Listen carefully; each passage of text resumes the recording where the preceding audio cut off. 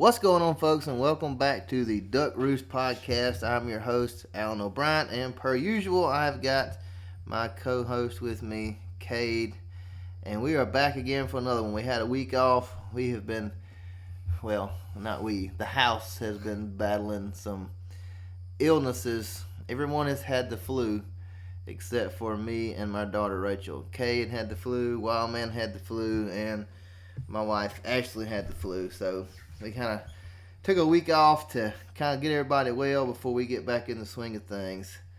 And tonight's podcast, we really don't have a topic. Me and Cade are just going to kind of sit here and talk about a few things and let y'all listen along as we plan and deliberate back here, back and forth, if that's the right word.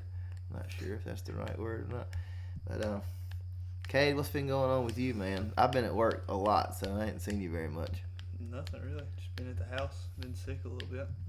Yeah, you I saw you out in the yard today. You were shooting your bow. You got a deer hunt planned? I might go one morning this weekend. This weekend. Yeah. Okay. You got anything on the hit list? No, just a bunch of does. Bunch of does. No bucks at all? Nope. Really? Yeah. That's unusual. Huh.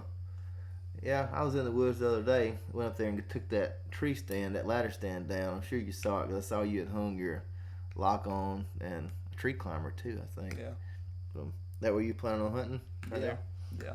You done abandoned your old trusty hole up on the hill? Yeah. That's where the bucks are. You need to have. I thought that's where you had a feeder at over there.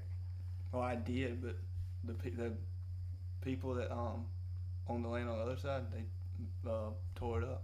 They tore it up. When did this happen? A couple weeks ago, I think. I didn't know about this. You should have told me. I could have handled this. Yeah. You had an automatic feeder up there? Mm-hmm. What'd they do to it? They just took the legs off of it and rolled it down the hill. Took the legs off of it and rolled it down the hill. Yeah. Well, I'm glad you told me that. You should have been done told me that. I'm gonna have to. All right, I'm gonna try not to get upset on this podcast. Yeah, you should have. Yeah, you should have notified me of that ASAP. Okay, all right. They didn't steal that tree stand, did they? No, the tree. I don't think they did. I ain't been up there in a while. You better go look. Oh well, next time I'm up there. You better go look. But the last time I was up there, it was still there. You might have time tomorrow after school before we're going out of town tomorrow evening, but you might can run up here tomorrow and check it out. Wow. Okay, we got off subject there. This is a duck hunting podcast. We got off on a deer hunting trail there. Man, I'm just ill now. Well, all right. Well, we got a trip coming. Looking at the calendar, we got about 2 weeks from Sunday. Yep. We'll be heading out. I'm ready. I don't know about you. Yeah, I'm ready. I'm a little concerned. It's so dry, man. It's so freaking dry where we're going. I'm not gonna share our destination. We kind of keep that sort of thing under our lid, which is kind of a gray area for me because we hunt public land, so we promote public land. Yeah. But at the same time, you don't want to just broadcast to the world where you're going because the next thing you know, you got people wanting to know where you are and they want to try to go there, and we put in the time and effort to find locations and scout places, and we don't want to make it easy for anybody else. But yeah. So the thing I'm battling with, and you probably know because you know me, I'm trying to decide if we're gonna take the trailer. Because I think we can fit everything in the back of the truck, but we got for those of you who don't know, I have an enclosed trailer, not a huge one, not a 20-footer or nothing. I don't even know how long it is. Is it 16 foot? No, it ain't that big. 12. It is 12. It's a 6x12. That's right. 6x12 enclosed trailer. I don't have enough decoys to fill it up, but when we go out of state and go hunting, from time to time we're taking coolers and plus luggage and guns and decoys and panel blinds and layout blinds, and it's a lot of stuff to try to get in the back of a truck. And not that we need all of it or are going to use all of it, but I know there were some situations last year that had we had the layout blinds with us, they would have been beneficial, but we didn't have them with us. And there's been times before where we wish we had the panel blinds and didn't have them. So that's the kind of the plus side to the trailers.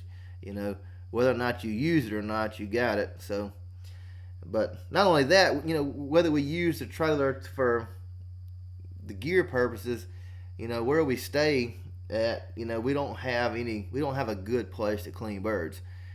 So there, I don't know if some of you may have saw the video I made this summer. I added a little addition to the trailer, put a little folding table in there that'll fold up against the wall, pack it away, like a bird cleaning station for when we do have the trailer and on the road.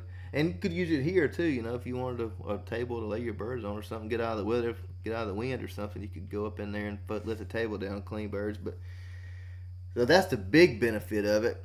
Take it up there. Not only that, last year when we were there, we had all our gear. Some of it, a lot of it, what we were using day to day, decoys, sleds, those types of things. We weren't really unloading that, leaving that in the truck. But we had coolers and stuff scattered all over the little place we were staying, and it's already tight quarters. And then you add coolers and luggage bags, and I've got camera gear and laptops and all that stuff. It just kind of makes for a cramped location, where if we had the trailer, all the coolers could just stay in there. That'd free up a little bit of space in the place we stay. But so I don't know. I'm debating, and at the same time, it's so dry.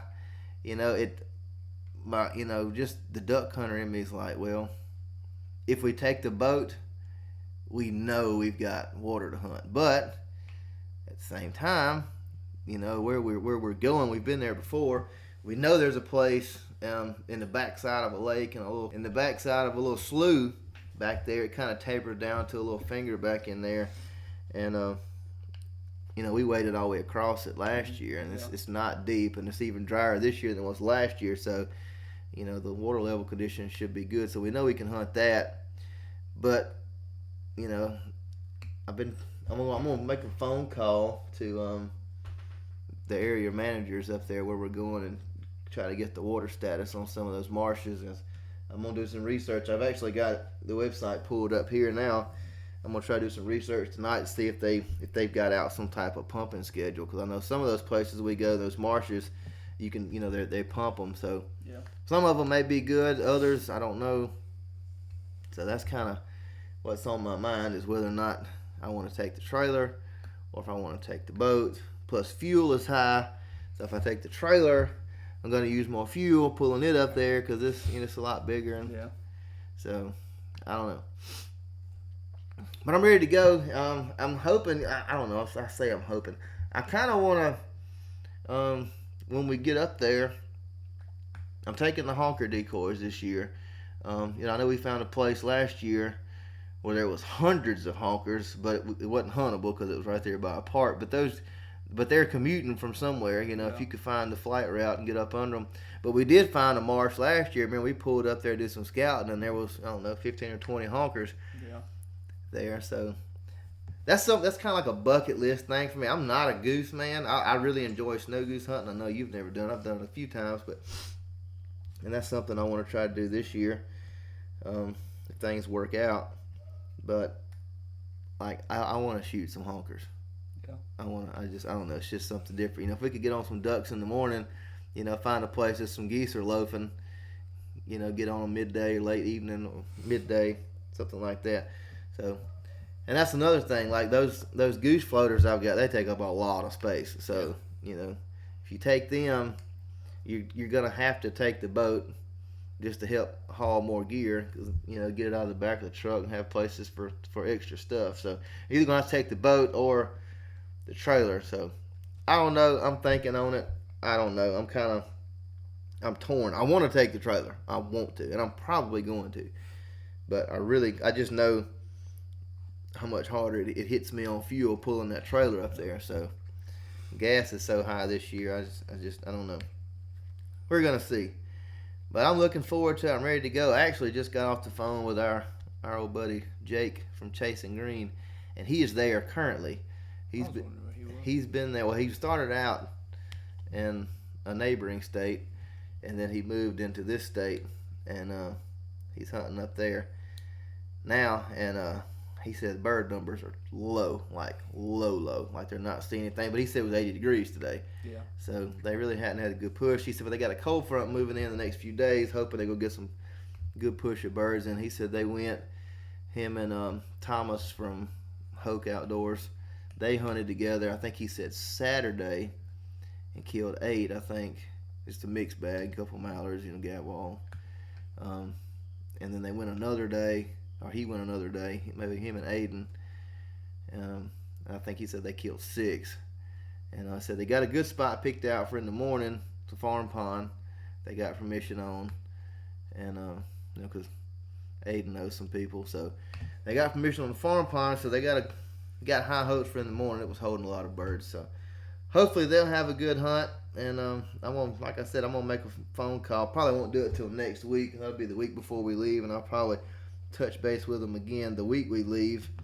Try to find out as much information as I can about water conditions and water levels in the marshes, because that may end up being the determining factor whether or not I take the boat or the trailer. But man, it is. I don't know about you, but the summer flew by to me. Like it was, shoo, this has like been the quickest summer. I don't know if it's because I work so much. Yeah. I don't know. But duck season is almost here. We're going to start our bonus hunts. We'll actually be hunting a week before our season comes in. So I'm ready to go. But I got some questions for you. What about your duck calling? You've been working on that, I know you were there for a while. Yeah, I did a little bit, but I haven't been on it recently. I haven't probably done it like a week or 2. You gotta get back on that. Yeah. Get out here in the office away from mom and everybody. Don't be fussing at you. Get on that thing. So you've got to call with me this year, man. It's so much better with 2 callers, man. And speaking of duck calls, I got a new call. I don't know if I've talked about it on the podcast or not, but I got a cut down call that I got from Kirk McCullough, and I'm excited. I've been blowing it some. I'm excited to see how it performs and how it does. I don't know if you caught Titus's last video from Mid Valley Mercenaries. Well, not his last video, but a few videos ago. He's got one now, and they were hunting at a place on public land, and we're working some birds. Well, I saw some birds, and he reached for his call lanyard, pick up his call. Well, he was watching the birds, and just got his eye on the birds, not looking at his call. He reached down there and picked up his call, put it to his mouth and blow it. Well, it was the cut down. Mm-hmm. And he was reaching for his J.J. Lair's call. Yeah. And because he said he hadn't quite got his confidence built up in that cut down yet. Well, lo and behold, he picks up the cut down. Whap, whap, whap, whap, whap. And they broke their necks. Just shoom, come straight to him. They killed him. And he was like just stoked. Dude. He's just going nuts, And then I caught him on the podcast. He was talking about it. And then him and his brother Thomas were hunting. And they saw some birds. Well, he intentionally picked it up then, and just crushed them, So he's just eating up this Kirk McCullough cut down. So I'm really excited to pick mine up and try it at some birds, It's loud. It is a loud call, which a cut down is supposed to be. But the thing about it, it's so much easier to blow. I had another cut down, and I'm not knocking the call. It was the Singleton game calls from Bernice, Louisiana. I got one of their cut downs last year, and I never did even try to hunt with it because I blew it during the off season of summer, and I just could not get happy with the way it sounded. And there was nothing wrong with the call. It's all operator. It's a big difference in a J-frame and a cut down. So, and mainly air control and air volume, and the way you present the air and the way you use the call.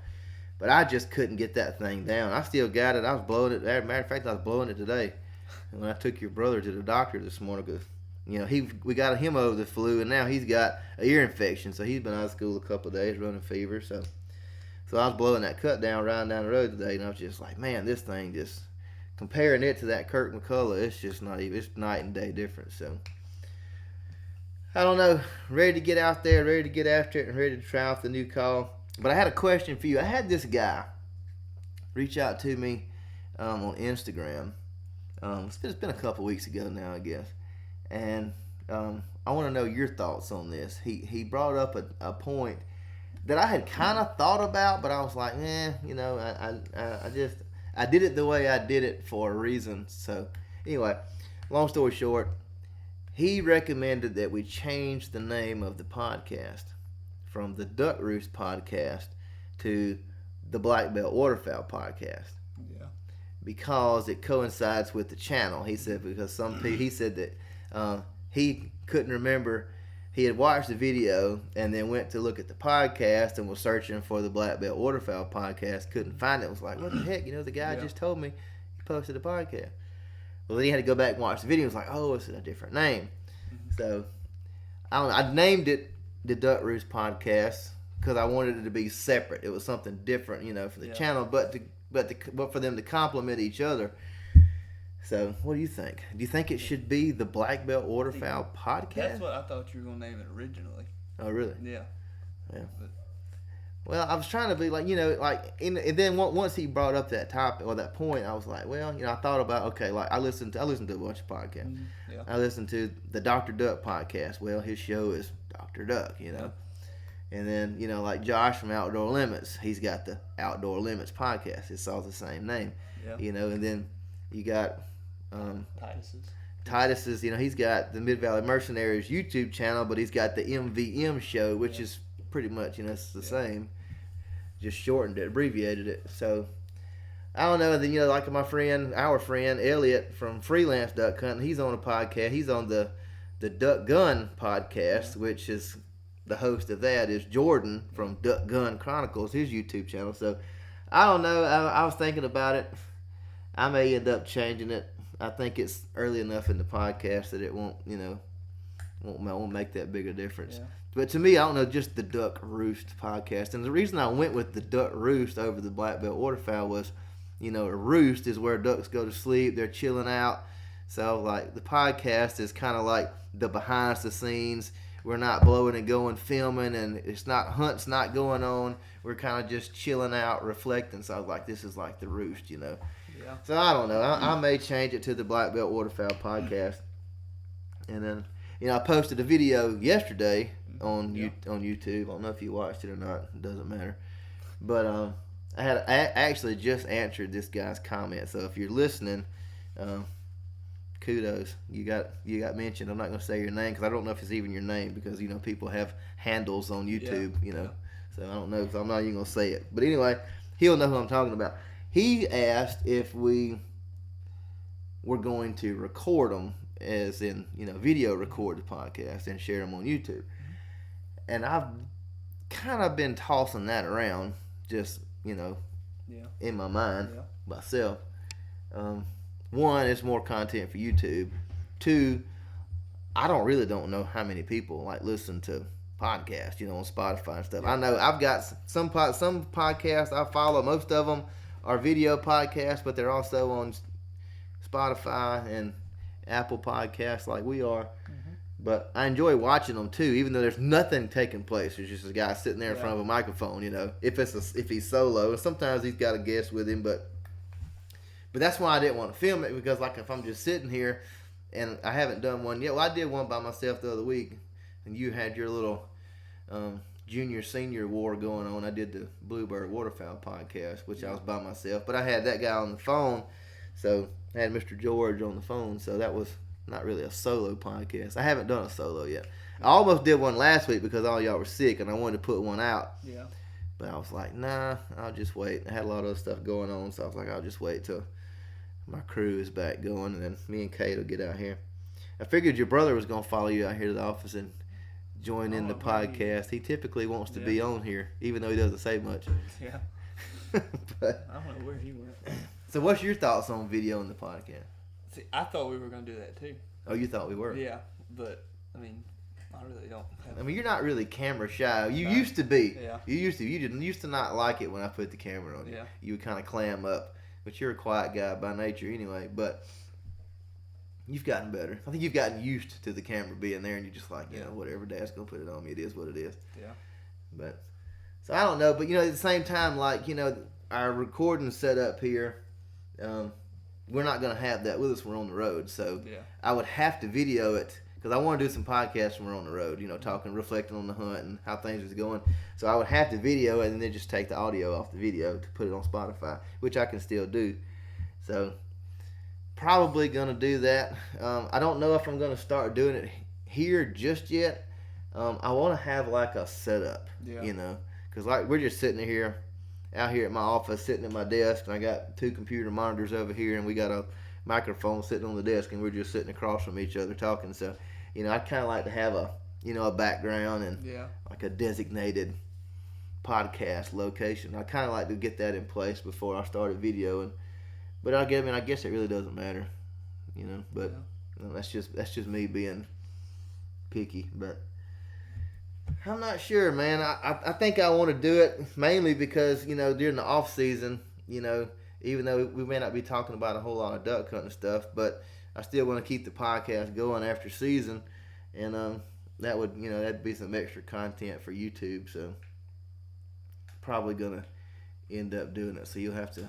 Before we start filming, you have to get your hair and makeup done and all that. Get all prettied up, because then your girlfriend might be watching you. Speaking of your girlfriend, does she listen to the podcast? She listened to the first couple ones. I don't know if she's been listening to the most recent ones. Yeah. Well, I figured she would if you were on there. So I didn't know. I know she's not a duck hunter, so she could really care less about what we're talking about. But I just figured she's like, oh, let's see what my man's talking about. I didn't know. Yeah. I wondered about that. I don't even know if Mom listens to it. Probably not. Probably not. Yeah. I don't think she cares what we do. She's not interested in nothing we're talking about. I know that. So I doubt she listens to it. But so duck season's around the corner here. Are you see we whenever we get back from the trip, season will be to have done came and went. Yeah. For us, so because it only comes in for 2 days here, and then it goes out, and you have to wait a week. Yeah. It comes back in. So by the time we get back, season will be closed here. So and I will be working opening weekend. I think I'm on day shift. So you gonna scratch out for the opener? Probably so. Solo? I hope not. I don't know. It's gonna be bad, foggy. Yeah. I know it is. It always is. Like them first 3 weeks. Ooh, it's bad. Man, it's bad. Me and Patton will probably go together. Yeah, I would feel more comfortable with y'all 2 going together. Yeah. You got a place in mind? No. You don't have to share it. No. No, I don't have a place in mind. See, that's the thing. Like tomorrow, I'm gonna go shoot some content for YouTube. I got the animator in. Have you seen it? Mm-hmm. Oh, you looked at it? Yeah. I got it in. I'm gonna go shoot that video tomorrow. So, Mr. George, if you're listening, the animator video will be out next week. I'm really excited about that. I put it on the Mojo. He sent me 2. He sent me one for the Mojo, and he sent me one for the Lucky Duck. And the Lucky Duck was dead, which is plugged up over there charging now, which I'll tell you more about that in a second. But the Mojo, I put it on it and turned it because it runs off AA's. Yeah. Turned it on. Of course, I ain't got nowhere to stick it in the water out here. I was like, I wanted to see, one, how easy it was to assemble and put on there. Piece of cake. Nothing to it. He made it sound like it was going to be complicated when I talked to him on the phone before we did the podcast, but it was super simple to me. So I put it on there. Dude, I think it's going to be awesome. We're going to see tomorrow. Probably going to shoot 2 videos tomorrow. One for the animator and one on another one I want to do. But I'm ready. I'm going to get up tomorrow, get going, get the boat hooked up, going out here to the water, and probably throw a few decoys out because I kind of want to see how it affects the surrounding decoys, you know. So, and I'm going to put both of them out, the Lucky Duck and the Mojo. So I'm stoked. So about the Lucky Duck. All right, I come out here the other day, and I put the animator together, put it on the Mojo, and I was like, oh yeah, this is gonna be awesome. So I went ahead and was gonna assemble the one for the Lucky Duck, and anyway, I picked it up. It hadn't been run since last duck season, but typically it'll have a little bit of charge on it. It was dead as a hammer. And I was like, whoa. So I was like, all right. So I just set it down, plugged it up. And I said, well, I just wanted to see how it was to assemble. Mm-hmm. So I played with the Mojo. So the next day I come out here. I was on night shift. I don't know where y'all were, but anyway, I was home by myself. I think y'all had went. Y'all may have been going. Y'all go somewhere last weekend? Y'all wasn't here. Last weekend. I don't know where y'all were. Did y'all go watch the game somewhere or something? I don't know. Either way, I come out here I think so. and I picked up the Lucky Duck. I was like, what's been charging for 24 hours? It's solid, you know. Turn it on, nothing. I said, uh-oh. I was like, what the heck is wrong with this thing? Because that one, you know, like you can't kill it. Like I've never run it completely. That thing will run all day long. Yeah. I was like, man, what the heck is wrong with this thing? Well, I plugged it back up, and the light over there, like it's plugged up now, it's showing green, fully charged. Mm-hmm. It wouldn't come on. So I was like, well, maybe it's got a, and you know how I am, I always unplug it, so I make sure I ain't got no bad connections. So I wiggled all the connections, played with it a minute, you know, kind of tapped on it, make sure there wasn't nothing loose or something. Nothing. I said, oh my God. Well, the motor out, you know, is the battery bad, you know, what the heck. So I plugged it back up, and then I turned the switch on. Well, it's running. I said, but you unplug it, it goes off. So I says, okay, it's getting power. Motor works. Obviously, the battery ain't no good. Which, I've had that thing, this ought to be, what, about its fourth season? This year probably be fourth season? Fourth. At least the fourth. Yeah. So I ordered a new battery. It come in today. Speaking of, I need to plug that up before I go in. And but now I turned it on today and it worked with the battery. So I don't know what's going on with it. So I'm gonna swap batteries in it and see. I don't know. I hope it hasn't killed over on me because I really like that Lucky Duck. I don't know why I like it so much over the Mojo, but I do. But I don't know. I hope it's not dead completely. I hope this battery will fix it. But if it's done went kaput, I'm gonna buy another Lucky Duck and I'm getting the one with the remote and turn it on and off. Yeah. But I don't know. We'll see. Are we taking them with us? The Snuggies? The Snuggie socks. Yeah. Man, you know, if I take the trailer, I'm taking the Snuggie socks. I'm taking the socks. I'm taking the honker decoys. I'm gonna take the gadwall decoys. Mm-hmm. I'm gonna take all my mallards, obviously, and the pintails and probably the teal, because it's early season, so I'm really expecting a mixed bag. I'm looking kind of expecting to be there's going to be some mallards, but you know we were up there about the same time last year, and there were a few mallards around, which we killed mostly mallards other than widgeon. Yeah, I think you killed one gadwall. I killed a gadwall and a widgeon. One widgeon. We saw a couple pintail. Yeah, and the rest of them were all mallards. So you know, but just on. We saw some teal too. Yeah. Did we see some teal? Mm-hmm. We had some buzz by. Really? Mm-hmm. I don't even remember that. Yeah, we had a couple groups buzz by. I don't even remember that. So yeah, I'm expecting a good mixed bag. So I'm gonna take a little bit of everything. That way, you know, we do our scouting. If we see, you know, if there's a mixed bag on the water, you know, if there's some gadwalls, some pintails, some mallards, and then we'll probably just before we go on that morning, the next morning's hunt, we'll probably, you know, pull 3 or 4 gadwall and just make a mixed bag spread. Yeah.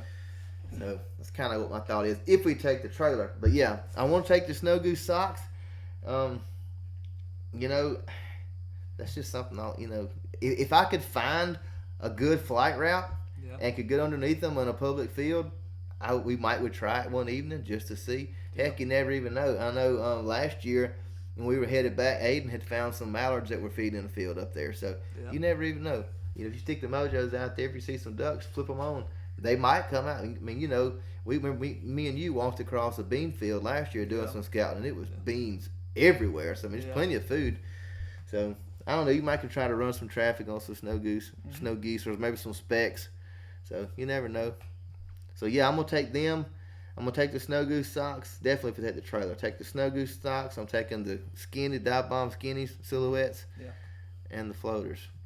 So we'll see. You know, we're gonna be prepared for whatever panel blinds, layouts. I plan to do a layout hunt on this trip. Yeah, I want to do that. We should, because there's a couple marshes that the layouts would have been really good in. Yeah. Yep. I know that one in particular. The one, you know, I guess the last best hunt we had, me and you, we got a two-man limit of mallards, and you got a bonus pintail. Yeah. That one spot you're talking about? That and then the other one where we had a good hunt. Where we got to the first limit? Because remember when we were walking up? Yeah, we could have got on that bank in that grass. Yeah, that would have been beneficial. Yeah, that's true. Because I was trying to think where your second place could have been, but I was like, yeah. And there's another place remember where we went the first day? Yeah. All right. You remember, we went back out there a few days later, walked across that bean field I was just talking about. Remember how that end of that field was over there? Yeah. We could have set up in that. Yeah. That's the one I'm worried about not having water. Out of all of them, that's the one. That marsh was really big. Yeah, it was really big, but it's also right on that river. Yeah. So it may have water. I don't know if they can pump that or not, but I don't know. And we can use layouts at the marsh where we saw the geese. Yeah. Oh yeah, definitely. That would probably be. That is the number one best place to use a layout, because that grass, you saw it. I don't know what that grass is around it. It's not marsh grass. It's just some kind of. It's not sage. I don't know what that crap is, but it looks like raffia grass, like I've got on the layout blinds. Yeah. You could pull that stuff over your hands, and you could completely disappear in a layout blind. Yeah. That may be like a whole. And I told you last year. I think we were headed home maybe. That we go back up there. I want to hunt one of those places. I don't know if I want to do it in the morning time, because I think I'll kind of look at it as this. It's not a big place. It's more like a farm pond, but it's public, and it just seems like more of a good loaf midday, place. So we may try that one evening. Like if we go hunt somewhere one morning and we're 4 or 5 ducks shy of a limit, we may go set up on there and try to finish out the day. So. I don't know. I know y'all probably think we're speaking in code because we're not talking about we're talking about marshes we want to hunt, but we're not saying what they are or whatever. But all these marshes have names. But if we start disclosing that type of information, people might know where we're at, and that may sound greedy to some people, but we don't mean it greedy. If you're a fellow hunter, you know what it's like. You know how much effort goes into scouting and finding your own location. So when you find good places, you try to keep those type things underneath your hat. So I apologize if anybody gets ill with us about speaking in code here, but hey, to each his own. It is what it is. So, but what about you gear wise? Is Cade ready? Is there anything we got to get for as far as on your other? I know we got to get your license, which I'm gonna get mine here shortly. Yeah. And probably get yours. I don't think I need anything. I'll look. Yeah, you need to. Sure I don't need anything. You may need to do that. Well, definitely probably I would say by this time next week, because if you got something you got to get, we got to have time to get it. So you need to kind of take a little self inventory, start locating some things, gloves, beanie hats, getting things together, getting it together, and seeing what you got, what you ain't got. If you need anything, we can get it. I got to do the same. I've already kind of slowly began the process, but not all the way. That's one thing I'm going to be doing tomorrow after I get through shooting this content. We'll start working on some stuff, making a list, checking it twice, and hopefully we'll be ready to go. I am ready. I know your brother told me today. He says he's going. Yeah. He's going on the trip. Well, then he told me today he don't think he's going. So, and I told him, I said, I don't care if you go or not. It's up to you. But you got to understand, the place we stay, there's no TV, there's no Wi-Fi. Which I'm not saying my kids can't live without Wi-Fi, but look, for those of y'all listening, he's 9 years old. He has a very, very little attention span, and he likes to be able to watch YouTube and little things like that on his phone, or play games on his phone, when we're in a hotel room or something like that, when we're on these trips, and he ain't gonna have no service. He ain't gonna be able to do nothing. Yeah. So he told me today that he's which I told him, I said, look, you can stay with your grandmother, because your mom's she'll be gone Christmas shopping while we're gone, so he'll have to stay with her for I think 2 nights.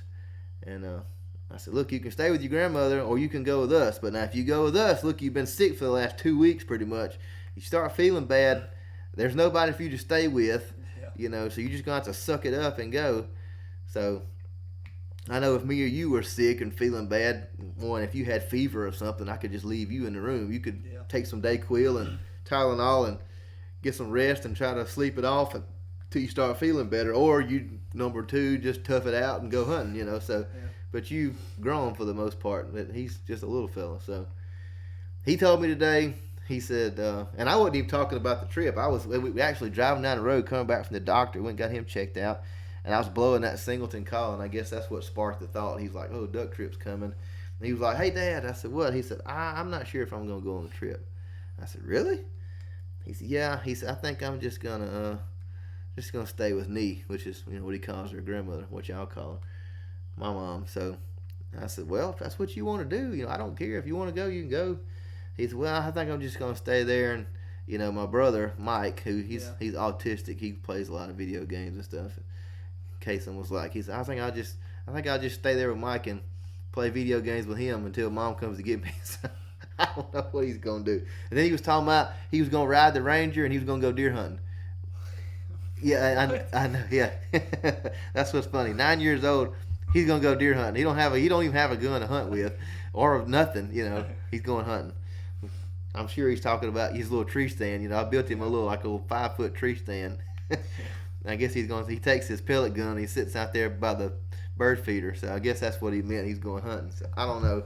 Who knows what he's got cooked up his sleeve. So, but that's what he said. So yeah, I think I told the guy on YouTube tonight who sent me the message. I need to look see if he commented back. I don't think so. But I told him I might post a poll on YouTube, how I can share a photo or whatever, and I can do post a picture and not a video, just in the community tab, people can like it and comment on it. So there's a way you can do a poll. I've never done a poll on there. I've done it on Instagram, and so I told him I might post a poll on YouTube to see. And if we got a lot of people that says, "Hey, yeah, please video the podcast," we may go ahead and start trying to work on that, but I don't know. We'll see. So if y'all are listening to this and you follow us on the YouTube channel, go on there. Just pick a video. It doesn't matter. Go on there. Give us your thoughts on the podcast on 2 points. Should we change the name of the podcast from the Duck Roost Podcast to the Black Belt Waterfowl Podcast? And what's your opinion on filming and downloading or uploading the podcast to YouTube? Do y'all want to see it on video form or not? Let me know. Pick a video. It doesn't matter. Just go on YouTube. Drop it in the comment section. Let me know. We want to know. I gotta know what to do. I just want to give the people what they want. So, you got anything you want to add to tonight's podcast? Any questions? I have a question. What you got? Would you make a separate YouTube account for the podcast, or would you just post it on the main one? I thought about that too. Titus did that. Yeah. I don't know. He started out posting them on just his regular channel, and then he moved it to its own channel. So I don't know.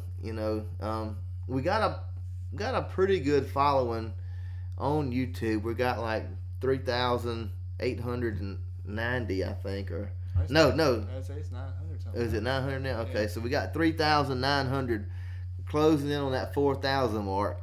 So, we got a pretty good following on there, but I don't know. I don't want to. My thought process on that is everybody who watches the channel may not be a fan of wanting to just sit there and listen to us talk. So, and I think that's probably why he started the separate channel, because he was like, look, I don't want to bore people with this. I'll just put it over here. If you want to watch it, fine. If you don't, whatever. So I don't know. I thought about that. But then that raises the question. I guess we would just have to, if we did a separate channel, you would just have to call it, I guess, the Black Belt Waterfowl Podcast, which is a mouthful. It's a lot to say, which has worked out for him because he abbreviated, MVM, Mid Valley Mercenaries. So I don't know. I may reach out to Titus on it and see what made him decide to do that, and let him, because he's been doing it. He's been doing his podcast for about 4 or 5 years now. and he'll talk with me. I talk to him at least once a month on Instagram, so I might reach out to him and see what his thoughts are, and why he did what he did. So, but at the same time, we make a little bit of money. I say we. I make a little bit of money off the YouTube, which I'll put all back into the channel. It all goes towards gas and hunting licenses and things for when we go on our trips. So it's not a lot of money. I mean, very little, but it does help out a little bit. So, but the thing is with the channel, until you get 1,000 subscribers on a YouTube channel, you can't make any money off of it. So, and Titus has had his channel for 3 or 4 years, and he just hit the 1,000 mark on his podcast channel, which is good for him. I'm glad he got it, because it's a lot of our money out of pocket that goes into this kind of stuff, even for the videos.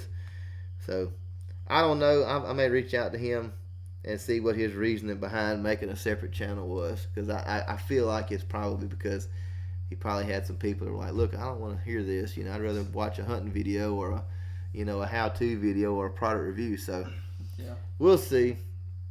What do you think? Do you think it should be separate from the? You think so? Yeah. You're probably right. I mean, because I remember, but I don't know. Everybody's not like me. I remember when he was posting them on his regular channel, the Mid Valley Mercenaries channel. I watched them, but everybody doesn't have a job like I do, So whether I'm watching it or not, we're in the little control room where I work at the mill. I can turn something on and set it down, and I don't have to watch it. If it's a podcast, I can listen to it whether it's on Spotify or YouTube. So it doesn't matter. So I don't know. I might do it. I might make a separate channel for it. We'll see. I'm going to pick Titus's brain first and see what he says. I could probably go ahead and message him because they're like 2 hours or 3 hours behind us anyway. He ain't like he's asleep. But anyway, I know tonight was kind of all over the place. Maybe the next podcast we might have an official topic to discuss. I know I got one coming up that I want to discuss, and it's going to kind of be hard to discuss with you. We might get Jake on the phone and let's have a little 3-person round table discussion about it. But I'm not going to go into that tonight, what that is about. But anyway, I hope y'all enjoyed tonight's podcast. If you're new to the podcast or if this is your first time, give us a follow. Leave us a rating. We'd really appreciate it. If you're not already subscribed to the YouTube channel, head on over to YouTube to the Black Belt Waterfowl YouTube channel. Hit that subscribe button and make sure, look, guys, this is crucial. Make sure that you hit the notification bell. I was on the phone with Jake from Chasing Green, good friend of mine, tonight. We talked for about 2 hours, and the discussion was, I've been following his channel for years, but his videos don't show up in my feed anymore. Yeah, it's crazy. Like, the only way I know he posts a video is if I always get the notification, but I have to go to the little notification bell thing at the top of YouTube and go to my notifications to watch his video. He's not showing up in feed. He's not, Elliot's not, Titus is not, Matt's not, none of them are. None of them are showing up in my feed. Like YouTube, which I had saw a thing not long ago that YouTube is pushing small creators. So I've been seeing a lot of people with 80 subscribers, just started YouTube, showing up in my feed. So it coincides with what I've heard they're doing. But it hurts those guys, and I don't know if it's hurting me. We're a small channel. We're way smaller than any of those guys. So it may not really be affecting me, but just to cover y'all listeners, hit the notification bell. That way you do get notified when we post a video and you won't miss out. So that's all we got for you tonight, guys. I appreciate y'all listening as always, and we will catch y'all on the next one.